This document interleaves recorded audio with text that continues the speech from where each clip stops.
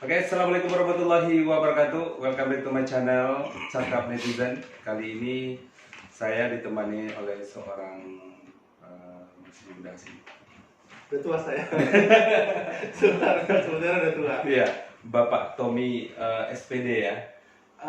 Tommy Kurnia Putra Oh, Siregar. itu Putra Siregar. Jadi Panjangan mungkin. ya, Bapak Tommy ini adalah Mr. Tommy ya, Mr. Tommy. Kalau di sini mungkin Mister, tapi Mister ya. kalau di channel ini saya rasa kita nggak perlu bermister sih. Oh iya, siap. Panggil aja apa ya? Gak mungkin panggil Bang Tommy kan? Oh iya. Gak mungkin panggil bro Tommy kayaknya. Iya. Udah Mister Tommy aja. Mr. Tommy ya, nah, saya panggil Mr. Tommy. Kali ini saya berkunjung ke sekolah, salah satu sekolah terbaik di Kota Pekanbaru yang terletak di Jalan Arifin Ahmad, masuknya ke Jalan Melati nomor 11. Itu Pak Tommy ya? Iya. Ya, Mr. Tommy. Jadi saya lumayan lama kenal dengan Mr. Tommy ini. Udah hampir 12 tahun lah ya. Iya, betul. Dari 2009 ya? 2009 Mr. Jadi Mr. Tommy ini adalah koordinator Cambridge di Indonesian Creative Ya, School ya. betul. Saat sekarang dulu banyak lah. Beliau yang megang eksis. Apanya yang dipegang?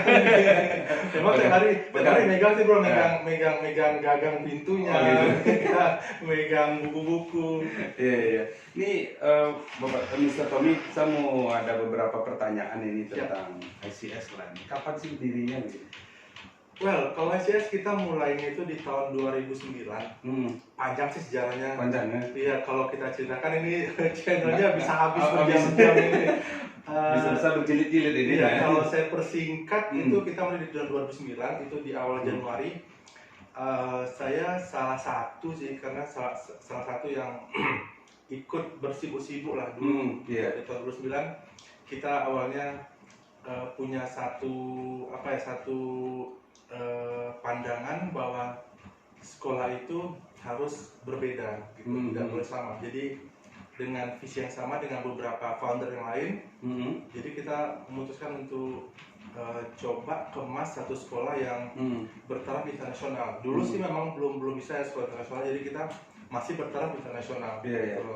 Jadi dengan bekal itu kita coba susun kurikulum, kita coba desain seperti apa sih sekolah yang berbeda dari yang lain. Jadi kita bentuk ICS gitu. Jadi mulai beroperasi itu di tahun 2009 bulan Juli kita terima mahasiswa baru. Bulan Juli ya, Iya, 2019. Juli tahun ajaran 2009-2010. Oke, apa sih unggulan dari ICS ini dari sekolah yang lain gitu kan? Banyak juga sekolah-sekolah yang saya rasa hampir sama lah dengan ICS ini. Tapi apa kelebihan dari ICS? Kata Pak Tommy tadi, Mr. Tommy tadi kan ada kelebihan nih tentang ICS. Apa sih kelebihannya? Iya. Kalau dulu kita kan bergerak barcode-nya sama nih, bro. Karena kita dulu kan kalau sekarang kita ada scan barcode ya. Kita scan barcode, oh sama nih sekolahnya National Plus. Iya. Banyak sih di luar sana yang berlabel barcode itu National Plus. Jadi kita merasa kalau kita juga memakai barcode yang sama, kita nggak akan ada identitas yang beda dari sekolah lain. Iya betul. Makanya dari tahun 2009 sih kita awalnya barangkali masih coba-coba untuk mengkaji apa sih kita mau unggulkan di ICS. Oh iya. Jadi kita ngadakan semacam riset itu dari tahun 2009 sampai 2012 ada sih beberapa konsep yang mau kita tawarkan ke orang tua murid. Jadi akhirnya kita putuskan lah, oh kita mau sekolah yang berbasis itu internasional dengan mengadopsi program-program dari internasional. Jadi kita ada beberapa tawaran sih dulunya ke kita. Salah satu itu dari Cambridge International. Jadi kita coba apa sih Cambridge gitu. Jadi kita pelajari lagi, kita adakan meeting dengan pihak Cambridge, terus kita juga harus terbang nih bro ke Jakarta karena kan di Pekanbaru belum ada yang seperti ini. Dulu hanya satu sekolah ya, di salah satu kompleks perusahaan asing yang tapi di kawasan Rumpai. Pekanbaru gitu. Ya, di Rumpai sudah ada. Dulunya sekolah internasional, jadi tapi kita kan dulu mempunyai punya asumsi sulit tanda kutip untuk masuk ke sana. Jadi kita secara internal sih kita mengadakan riset, terus kita harus terbang tadi yang saya katakan ke Jakarta untuk saya tahu apa sih kelebihan Cambridge gitu. Setelah kita riset, lama-lama kita mikir, oh ternyata memang harus apa nih, kita mutusin oh, Cambridge deh yang terbaik gitu sejauh ini untuk yang bisa sesuai dengan sekolah kita. Mengapa harus Cambridge? Apa kelebihan dari Cambridge ini sebenarnya? Tadi kan kelebihan gitu, tapi saya belum menangkap nih apa kelebihan dari Cambridge ini. Apa sih sebenarnya gitu?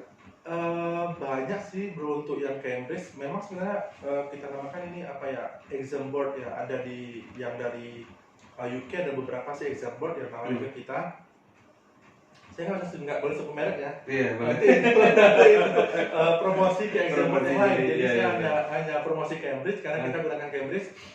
Cambridge ini digunakan di 160 negara, itu luar biasa. Dan di Indonesia sendiri itu lebih dari 500 sekolah yang mengadopsi Cambridge gitu. Jadi kita pikir kalau nantinya siswa kita itu keluar dari sekolah ini, mereka orang tuanya dipindahkan kerja ke Jakarta atau kota-kota lainnya, mereka tidak bingung untuk memilih sekolah yang sama seperti kita. Jadi kita gunakan Cambridge yang kenal di 160 negara, dan di Indonesia ada 5 sekolah yang menggunakan Cambridge curriculum.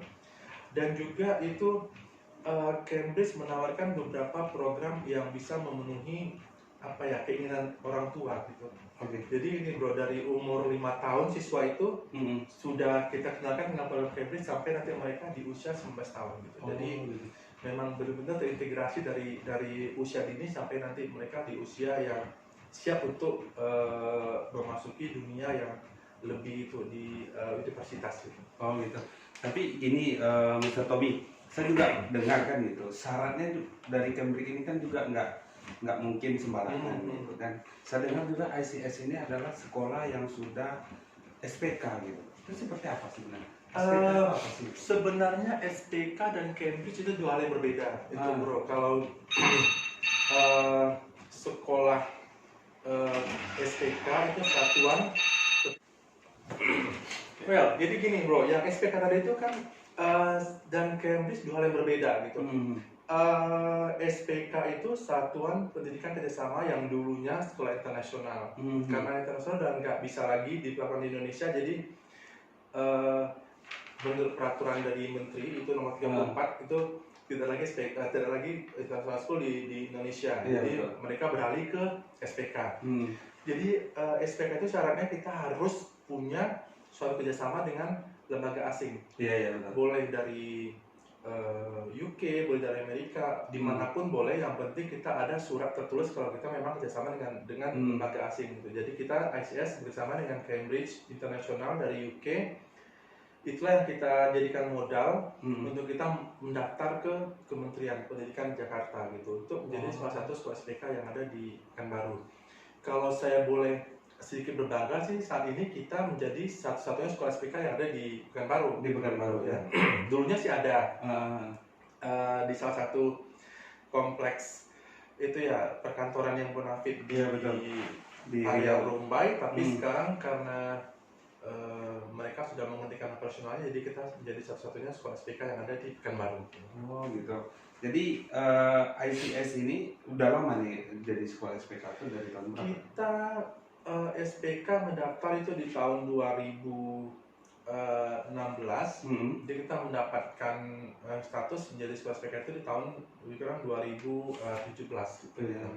Jadi kita menjadi satu sekolah SPK yang ada di Indonesia. Oh gitu. Jadi kalau di mana nih, kalau ada sekarang lagi penerimaan siswa baru kan gitu? Kita sebenarnya sudah mulai sih buka penerimaan kemarin waktu kita ada event. Kita ada event tahunan sih, itu kita namakan open house gitu. Jadi orang tua kita undang publik untuk hadir ke sekolah kita. Jadi kita kenalkan program kita. Terus kita sudah buka yang kita namakan pre-registration. Jadi orang tua bisa daftar dulu, tetapi prosesnya itu berjalan hingga saat ini gitu. Jadi bagi orang tua yang mau daftar, masih kita buka sih pendaftaran sampai ini gitu. Tetapi satu hal yang saya rasa harus diperhatikan orang tua yaitu label tadi ini, yang barcode Cambridge itu. Saya nggak tahu sih, sepertinya seperti apa ya, seperti gula ya Cambridge itu. Di mana ada gula ada semut gitu. Jadi orang sekarang banyak sekolah yang melabelkan dirinya sekolah Cambridge gitu. Padahal Cambridge itu ada beberapa aspek yang harus kita perhatikan gitu. Ada yang namanya Cambridge Assessment. Itu hanya memberikan ujian itu English. Bahasa Inggris dengan standar Cambridge. Berarti bukan full Cambridge. Mereka tidak sekolah Cambridge, tetapi satu lembaga pendidikan yang mengadakan itu Cambridge Assessment, ujian Cambridge khusus untuk bahasa Inggris. Itu kalau saya nggak salah, saya ikut promosi nih. Kalau untuk Cambridge Assessment itu mereka nama tesnya itu Young Learners English. Itu ada tiga tahapan. Itu Starters, Movers, Flyers. Itu untuk level SD. Hanya itu. Jadi kalau mereka mengadakan tes yang lain tidak bisa gitu. Lain dengan kita ICS memang benar-benar sekolah Cambridge full. Dengan kita diberikan ID oleh Cambridge itu 325 gitu. Termasuk ijazah, sertifikat juga semua dari Cambridge. Ada dari Cambridge. Kalau yang tadi Cambridge Assessment itu saya tidak mengatakan itu bukan dari Cambridge. Mereka tetap juga akan dapat dari Cambridge sertifikat, tetapi itu tidak menyatakan kalau siswa itu memang benar-benar sekolah di sekolah Cambridge gitu. Gitu. Sekolah biasa pun bisa ikut tes tersebut. Yang penting mereka menggunakan buku-buku keluaran dari Cambridge. Kalau saya bilang keluaran Cambridge enggak juga sih, mereka boleh menggunakan buku lain tetapi dengan standar yang namanya itu di endorse oleh Cambridge gitu. Gitu. Kita dulu pernah mengadakan tes itu di tahun 2010, sudah sangat lama sekali. Iya. Tapi karena kita akan bermigrasi ke Cambridge School, jadi kita tinggalkan yang Cambridge Assessment tadi. Itu udah lama tuh bro, kalau saya bilang sih di ICS itu udah barang lama kita gitu, karena itu sudah kita lakukan bertahun-tahun yang lalu gitu. Gitu. Jadi pertanyaan terakhir nih Mr. Tommy, kemana aja sih lulusan ICS ini gitu? Udah di mana aja sih? Kuningan dulu nih bro, dari ICS gitu. Kita ICS kan SMP kalau di umumnya biasa 3 tahun.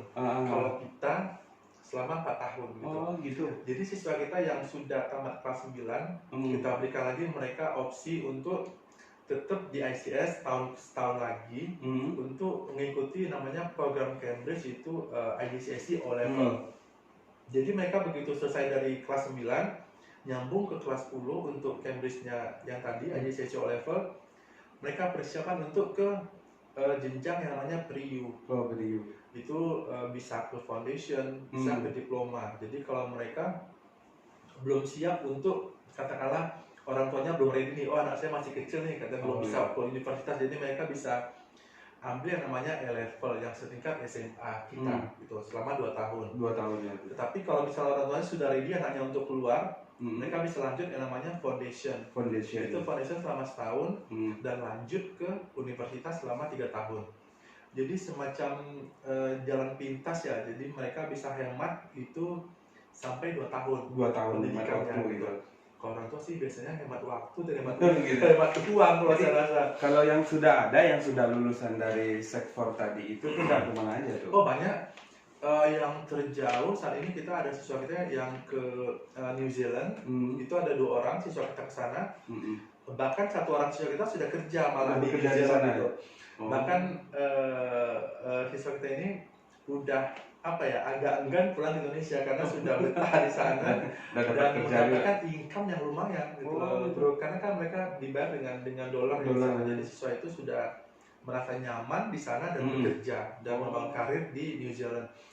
Dengan bekal itu banyaklah adik-adik kelasnya yang menyusul ke sana kan ke New Zealand, tertarik lah ya. Dan juga ada siswa kita yang ke Amerika, itu dia ke Kansas dan jago golf ini siswanya. Dan terakhir saya dapat kabar siswa ini mampu bersaing dengan siswa dari negara lain gitu, dengan memperoleh hasil distinction gitu dengan IPK-nya yaitu GPA-nya itu di atas 3,7 gitu, luar biasa. Karena saya pun kaget gitu karena siswa kita orang Indonesia yang dari Pekanbaru, notabene Pekanbaru kan bukan kota besar, ternyata mampu bersaing dengan siswa-siswa dari negara lain di Amerika pula gitu dengan IPK-nya 3,7 lebih gitu.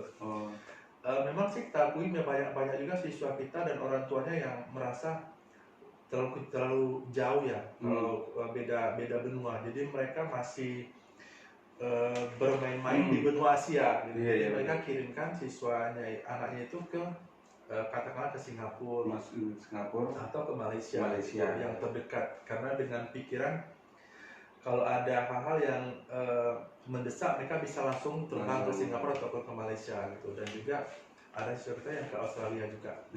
Banyak sih siswa kita, barangkali mungkin belum terekspos ya, karena kita kota kecil, terus program Cambridge kita belum dikenal luas oleh masyarakat yang baru. Jadi kita butuh sosialisasi yang kalau misalnya pengen tahu lebih banyak lagi tentang Cambridge, please datang ke ICS. Kita nggak daftar pun nggak masalah, kita nggak maksa untuk daftar, tapi at least kalau misalnya sudah tahu program ini kan bisa tukar pikiran dengan saya juga dengan yang lain. Jadi orang tua bisa dapat gambaran seperti apa sih program Cambridge sebenarnya gitu, dan apa sih kelebihannya dan keuntungannya kalau siswa mengambil program Cambridge International di ICS. Oh gitu. Oke, menarik sekali sih sebenarnya, tapi karena nggak mungkin kita teruskan karena saya masih perlu banyak sekalian promosi tentang program Cambridge. Iya, tapi kayaknya Mr. Tommy ada mau kegiatan, mungkin cukup sekian aja. Terima kasih Mr. Tommy. Thank you. Ya, terima kasih. Oke, itu tadi, terima kasih. Jangan lupa di subscribe dengan channelnya Cakap Netizen. Cakap Netizen. Iya. Oke, don't forget di subscribe Cakap Netizen dengan Bro Alex. Siap. Assalamualaikum warahmatullahi wabarakatuh.